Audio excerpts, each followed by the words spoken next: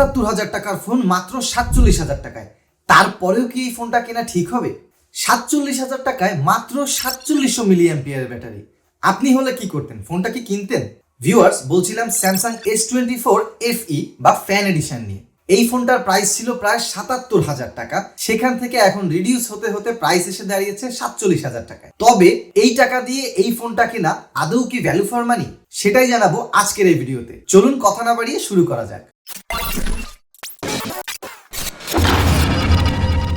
Build নিয়ে যদি বলি, স্যামসাং এর এই ফোনটার রিয়ার প্যানেল থাকছে গ্লাস এবং বডি থাকছে অ্যালুমিনিয়ামের। ফ্রন্টে প্রোটেকশন দিচ্ছে কর্নিল গরিলা গ্লাস ভিক্টাস প্লাস। ফোনটা হাতে ধরলে হালকা একটু হেভি ফিল পাবেন, প্রায় 213 গ্রাম ওয়েট আছে। এর পাশাপাশি থাকছে IP68 এর রেটিং। প্রায় ফ্ল্যাগশিপ লেভেলের ফোন হলেও দেখতে কিন্তু তেমন একটা ফ্ল্যাগশিপ লেভেলের মনে হয় না।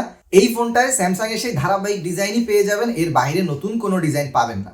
এবারে আসি ডিসপ্লেতে। 6.7 ইঞ্চের একটা ডাইনামিক অ্যামোলেড প্যানেল থাকছে এই ফোনটাতে, যা রিফ্রেশ রেট 120 হার্টজ। ডিসপ্লের একটা জিনিস আমার কাছে ভালো লাগেনি, সেটা হচ্ছে চিন বেজেল। আপনি যদি খেয়াল করেন, স্যামসাং এর এই ফোনটা চিন বেজেলটা বেশ মোটা, বিশেষ করে লোয়ার চিনটা। ডিসপ্লের পিক ব্রাইটনেস পেয়ে যাবেন 1900 নিটস। যেহেতু অ্যামোলেড প্যানেল স্যামসাং এর ডিসপ্লে, এটা আপনারা সবাই জানেন, ডিসপ্লে কিন্তু দেখতে মারাত্মক। ডিসপ্লের কালার গুলো বেশ ভাইব্রেন্ট পাবেন, আপনি দেখে বেশ একটা মজা পাবেন। এছাড়াও ডিসপ্লে টাচ রেসপন্স এবং স্ক্রলিং বেশ স্মুথ। পেয়ে যাবেন HDR10+ এবং ওয়াইড ভাইন L1 সাপোর্ট।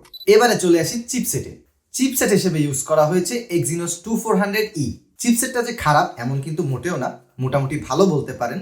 তবে বেশ কিছু সমস্যা এই চিপসেটে আছে। আপনি যদি গেমিং এর কথা বলেন, এই ফোন দিয়ে কোনোভাবেই হেভি গেমিং সম্ভব না। পাবজি বলেন বা ফ্রি ফায়ার বলেন বা কল অফ ডিউটি বলেন, যে কোনো গেম বলেন, এই ফোনে যদি আপনি হেভি গেমিং করেন, আপনার ফোন অনেক বেশি পরিমাণে হিট জেনারেট করবে, এমনকি আপনার হাতে ছাকাও লাগতে পারে, যেহেতু এই ফোনের বডিটা অ্যালুমিনিয়ামের। এছাড়াও যখন আপনি গেমিং করতে যাবেন, আপনি ফ্রেম ড্রপ লক্ষ্য করবেন।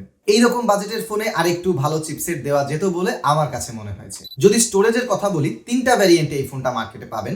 8GB 128GB, 8GB 256GB এবং 8GB 512GB। এইখানে আরেকটা বিষয় আছে, 8GB 128GB যে ভ্যারিয়েন্টটা, সেটার স্টোরেজ টাইপ আছে 3.1 এবং 8GB 512GB যে ভ্যারিয়েন্টটা, সেটার স্টোরেজ টাইপ আছে 4.0। ভাই, 47,000 টাকা দিয়ে আমি একটা ফোন কিনবো, সেটার স্টোরেজ টাইপ কোন দুঃখে 3.1 হবে? ওটাতে কেন 4.0 দিলেন না, আর 512তে কেন 4.0 দিলেন? 47,000 টাকা দিয়ে UFS 3.1 টাইপ স্টোরেজ নেওয়ার কোনো মানেই হয় না। এর থেকে কম প্রাইসের ফোনে কিন্তু আপনি UFS 4.0 পেয়ে যাবেন। সো এই জিনিসটা অবশ্যই মাথায় রাখবেন।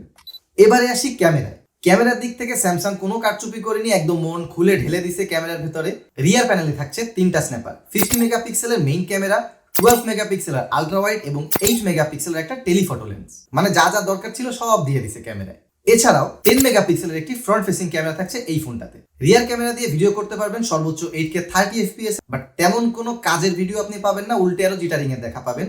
তবে রিয়ার ক্যামেরা দিয়ে যদি 4K 60 FPS এ রেকর্ড করেন, সেটা আপনাকে 8K থেকে আরো বেটার রেজাল্ট দিবে, এমনকি স্টেবিলাইজেশনও ভালো, প্লাস জিটারিং এর দেখাও কম পাবেন।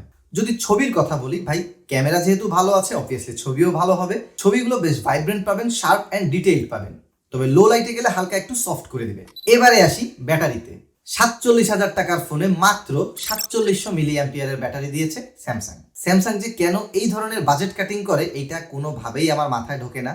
এত দামি একটা ফোনে মাত্র 4700 মিলি অ্যাম্পিয়ারের ব্যাটারি, আবার মাত্র 25 ওয়াটের চার্জিং সাপোর্ট, আবার 15 ওয়াটের ওয়্যারলেস চার্জার একটা দিয়ে রাখছে। মানে এইখানে যে তারা কি বোঝাইতে চাইছে কাস্টমারদেরকে, এইটা কোনোভাবেই আমার মাথার ভিতর ঢুকে নাই।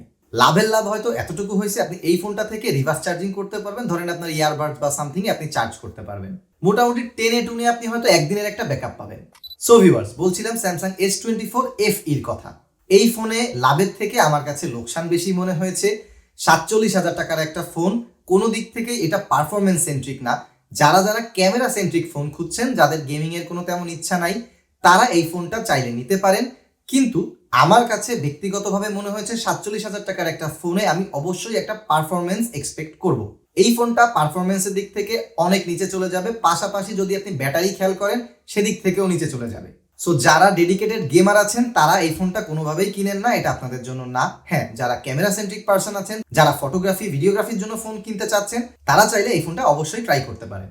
সো ভিউয়ার্স, নেক্সটে আপনারা কোন ফোনের রিভিউ দেখতে চাচ্ছেন, অবশ্যই আমাদেরকে কমেন্ট করে জানাবেন। দেখা হচ্ছে নেক্সট ভিডিওতে।